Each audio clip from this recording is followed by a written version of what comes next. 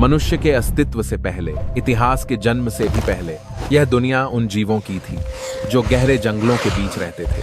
उन्हें यह पता नहीं था कि एक दिन उनकी ही संतति पूरे ग्रह को बदल देगी। समय को पीछे ले चलो, बहुत दूर, इतना दूर कि हर वह चीज जिसे हम परिचित कहते हैं पूरी तरह मिट जाए। न कोई शहर, न मशीनों की आवाजें, न सड़कें, न छतें, न चूल्हे की आग, न ही मनुष्य की आवाज। सिर्फ पृथ्वी बचती है अपने सबसे आदिम, सबसे जंगली रूप में। यह एक विशाल, उग्र दुनिया है जो उन छोटे छोटे जीवों की परवाह नहीं करती जो उसके भीतर जीवित रहने की कोशिश कर रहे हैं। घने प्राचीन वन अनंत तक फैले हुए हैं, मानो हरे रंग के महासागर हो। ऊपर से देखने पर पेड़ों की छतरियां इतनी घनी हैं कि आसमान लगभग गायब हो जाता है। सूरज की रोशनी को पत्तों की परतों, नमी से भरी धुंध और घने आवरण को चीरकर मुश्किल से जमीन तक पहुंचना पड़ता है। हवा में गीली मिट्टी, पेड़ों की राल और सड़न की गंध घुली हुई है। यहाँ जीवन कभी ठहरता नहीं। सब कुछ लगातार बढ़ रहा है, संघर्ष कर रहा है, एक दूसरे को निगल रहा है, मर रहा है और फिर उसी से किसी नए जीवन को जन्म दे रहा है। इस दुनिया में धीमे चलने वालों के लिए कोई जगह नहीं है, कोई दया नहीं, कोई ऐसा कल नहीं जिसकी गारंटी हो। हर आवाज का एक अर्थ है, टूटती हुई एक शाखा शायद भोजन का संकेत हो, या फिर यह चेतावनी हो कि कोई शिकारी पास आ रहा है। और इस विशाल भूल भुलैया में पत्तों, लकड़ी और अंधेरे से बनी दुनिया के बीच कुछ छोटे, फुर्तीले, सतर्क जीव मौजूद हैं। वे अभी मनुष्य नहीं हैं और उन्हें यह भी नहीं पता कि वे एक ऐसे लंबे सफर की शुरुआत पर खड़े हैं जो लाखों वर्षों तक चलेगा। लेकिन इन्हीं जीवों से हमारी कहानी शुरू होती है। वे प्राचीन पूर्वज पेड़ों पर रहते थे, इसलिए नहीं कि जंगल कोई स्वर्ग था, बल्कि इसलिए कि ऊंचाई पर उन्हें जमीन की तुलना में अधिक जीवित रहने का अवसर मिलता था।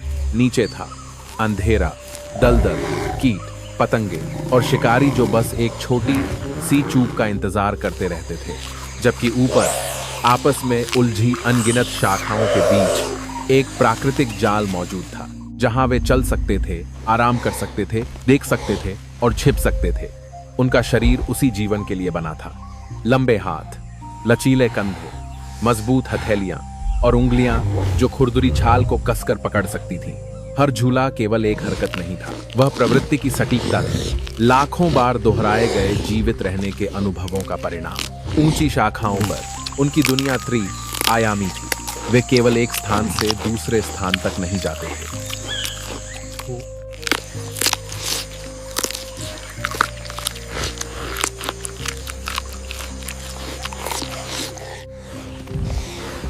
वे चढ़ते थे, लटकते थे, खाली जगहों से निकलते थे और जंगल की छतरी के बीच ऐसे चलते थे मानो स्वयं जंगल का ही एक हिस्सा। शावक बहुत जल्दी सीखना शुरू कर देते थे।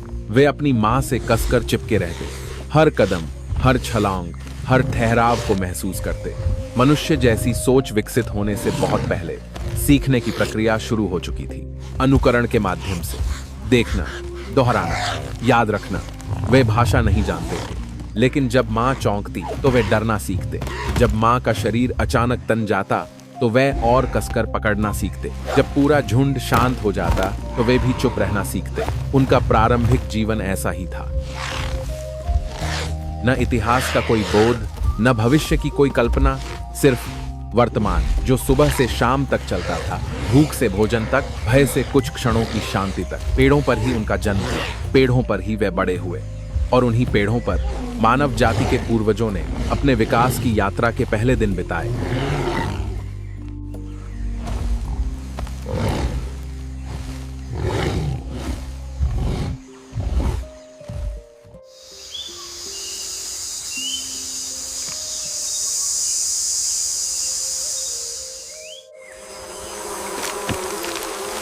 यदि कोई एक चीज है जो उनके पूरे जीवन को संचालित करती है तो वह है भोजन।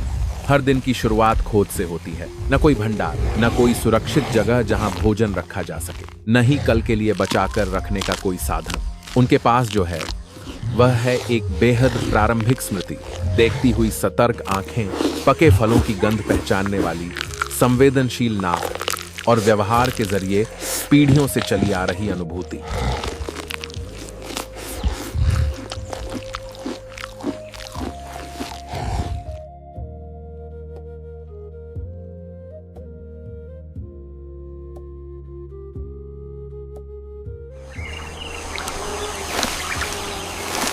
जैसे ही भोर होती है पूरा झुंड चल पड़ता है। कोई आदेश नहीं देता, कोई शब्दों से नेतृत्व नहीं करता, फिर भी हर एक जैसे जानता है अगर वे ठहर गए तो भूख उन्हें घेर लेगी।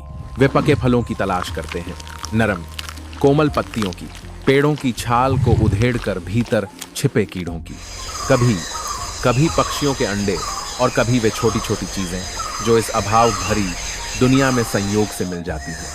भोजन कभी समान रूप से नहीं मिलता, कहीं आज फल भरपूर हैं तो कहीं कल वहां कुछ भी नहीं बचता। इसीलिए भोजन की तलाश दरअसल याद रखना सीखना भी है।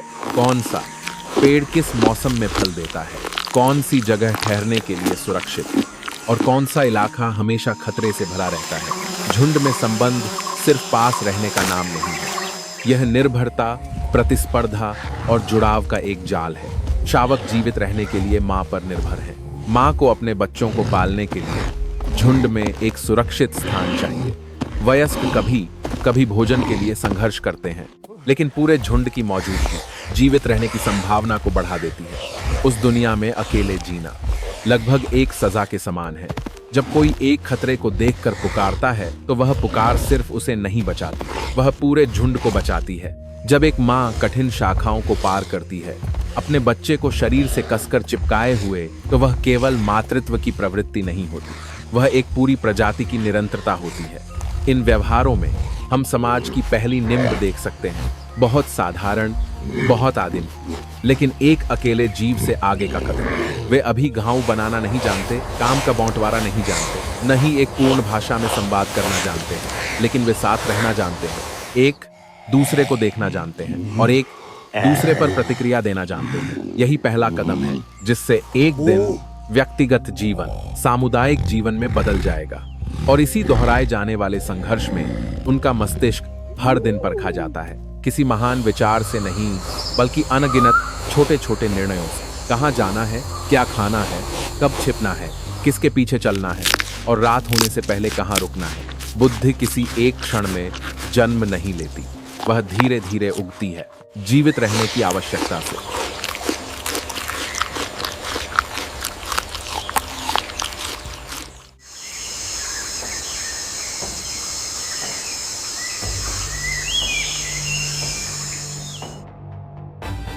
लेकिन जंगल कभी भी कोई शांत, दयालु जगह नहीं रहा। वह एक विशाल अखाड़ा है जहां मौत हमेशा बहुत करीब रहती है। जमीन के नीचे और आसपास शिकारी बिना रुके गश्त करते रहते हैं। उनके दांत अधिक तेज होते हैं, उनके पंजे अधिक शक्तिशाली होते हैं, उनकी गति अधिक तेज होती है और सबसे बढ़कर उन्हें बहुत अवसरों की जरूरत नहीं होती। बस एक बार चूक जाना, एक बार सामान्य से थोड़ा धीमा पड़ जाना, एक बार भोजन की तलाश में इतना खो जाना कि आसपास देखना भूल जाओ, इतना ही काफी है जिंदगी के समाप्त होने के लिए। इसलिए भय कोई क्षणिक भावना नहीं है, वह एक स्थायी अवस्था है। पत्ते का हर असामान्य कंपन, झाड़ियों के नीचे हर सरसराहट, जंगल की हर अचानक छा जाने वाली खामोशी, सब कुछ खतरे का संकेत हो सकता है। और यही भय उन्हें गढ़ता है। यह उनकी आंखों को और तेज बनाता है, उनके कानों को और संवेदनशील, उनकी प्रतिक्रिया को और अधिक त्वरित। कोई वास्तविक हथियार नहीं, कोई पूर्णतः सुरक्षित स्थान नहीं, कोई आग नहीं जो अंधेरे को दूर भगा सके। जैसे ही सूरज ढलता है, दुनिया और भी भयावह हो जाती है। रात केवल ठंड और नमी ही नहीं लाती, वह उन चीजों को साथ लाती है जिन्हें साफ साफ देखा नहीं जा सकता। अंधेरे में हर आवाज ज्यादा बड़ी लगती है, सुरक्षा और मृत्यु के बीच की दूरी मानो सिर्फ एक धड़कन जितनी रह जाती है। पूरा झुंड सिमटकर जितना संभव हो सके उतनी ऊंचाई पर टिक जाता है। शावक अपनी मां से कसकर चिपक जाते हैं, वयस्क शायद ही कभी पूरी तरह गहरी नींद सोते हैं। वे आधी नींद में सतर्क रहते हैं। एक शांत रात एक जीत है।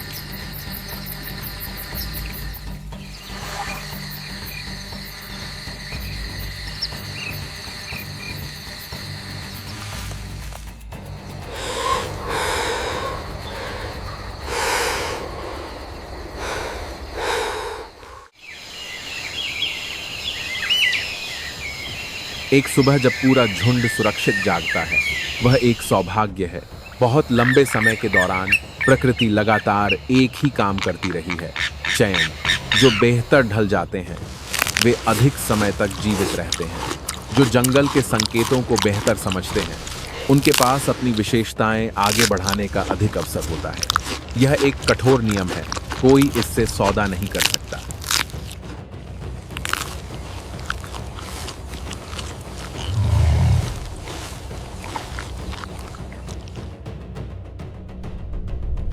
लेकिन यही नियम चुपचाप भविष्य को गढ़ रहा है।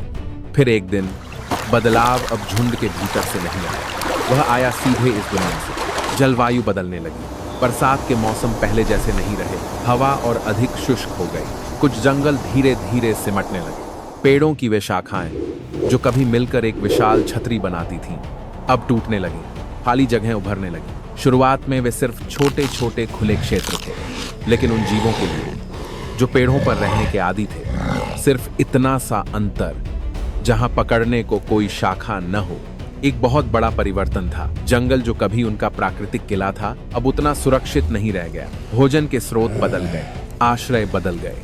पेड़ों की छतरियों के बीच से गुजरने वाले पुराने रास्ते टूट गए और पहली बार कुछ जीवों को जमीन पर अधिक बार उतरने के लिए मजबूर होना पड़ा।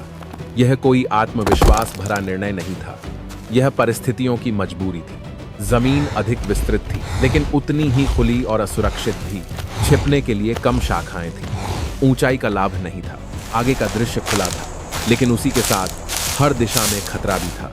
फिर भी जीवन के हर संकट में एक नया द्वार छिपा होता है।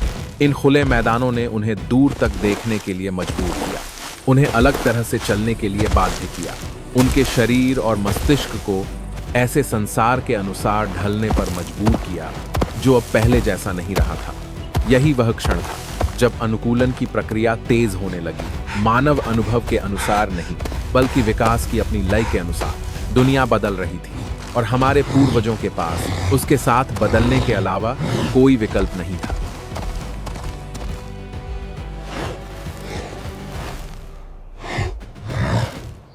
जमीन पर उठाए गए उन छोटे छोटे कदमों से एक बड़ा बदलाव चुपचाप आकार लेने लगा।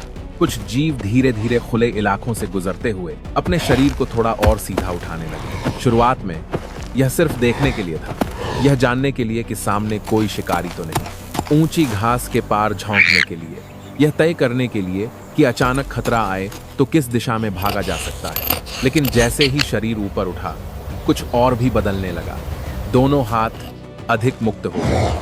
यह सुनने में एक छोटा सा बदलाव लगता है, लेकिन विकास के इतिहास में कई बड़े मोड़ ऐसे ही छोटे परिवर्तनों से शुरू हुए, जब हाथ केवल शाखाओं को पकड़ने या शरीर को सहारा देने तक सीमित नहीं रहे, तो उन्होंने कुछ और करना शुरू किया। वे पकड़ सकते थे, थाम सकते थे, खींच सकते थे। वे दुनिया के साथ केवल मुंह और दांतों से नहीं, बल्कि हाथों के जरिए भी जुड़ने लगे। जमीन पर पड़ा एक सूखा टहना अब सिर्फ एक वस्तु नहीं रहा, वह उठाया जा सकता था। एक पत्थर अब सिर्फ बाधा नहीं रहा, उसे पकड़ा जा सकता था, ठोका जा सकता था, परखा जा सकता था। उन्हें यह नहीं पता था कि वे इतिहास रच रहे हैं। उन्हें औजार, भविष्य या आविष्कार जैसे किसी विचार का ज्ञान नहीं था, लेकिन प्रकृति को चलने के लिए किसी की समझ की जरूरत नहीं होती। चलने के ढंग में छोटे छोटे बदलाव, शरीर की मुद्रा में परिवर्तन, देखने के तरीके में अंतर और हाथों के उपयोग में नए प्रयोग, इन सब ने मिलकर एक बिल्कुल नया रास्ता खोल दिया। पेड़ों पर रहने वाला एक जीव धीरे धीरे सीख रहा था कि वह पेड़ और जमीन दोनों का प्राणी बन सकता है। एक मस्तिष्क जो अब तक केवल जंगल में जीवित रहने के लिए पर्याप्त था, अब एक अधिक व्यापक दुनिया द्वारा चुनौती दी जा रही थी। एक शरीर जो पूरी तरह शाखाओं पर निर्भर था, अब खुले विस्तार में संतुलन बनाना सीख रहा था। यह अभी मानव नहीं था, मनुष्य बनने में अभी बहुत समय था, लेकिन यही वह क्षण था जब दिशा बदलनी शुरू हुई। जंगल की नजर में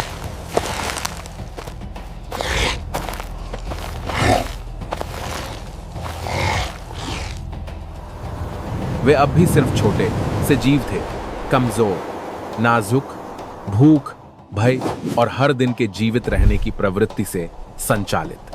लेकिन विकास कभी महान छलांगों से शुरू नहीं होता, वह शुरू होता है ऐसे बदलावों से जिन्हें लगभग कोई देख भी नहीं पाता। थोड़ा और दूर तक देखने की क्षमता, जमीन पर थोड़ा और लंबा टिकने वाला एक कदम, एक हाथ जो शाखा से मुक्त हो गया, एक मस्तिष्क जिसे कल से अधिक याद रखना सीखना पड़ा। ये सभी छोटे छोटे परिवर्तन अनगिनत पीढ़ियों के दौरान इकट्ठा होते जाते हैं और एक ऐसे जीव से जो जंगल और घास के मैदानों के बीच कांपता हुआ जी रहा है, धीरे धीरे मानव का भविष्य आकार लेने लगता है। यह यात्रा अभी इस अध्याय में विस्फोट नहीं करती। यह तो बस अभी शुरू ही हुई है, लेकिन यहीं इन दिनों में, जब वे अभी भी वानर जैसे थे, मनुष्य का पहला बीज चुपचाप बो दिया गया था।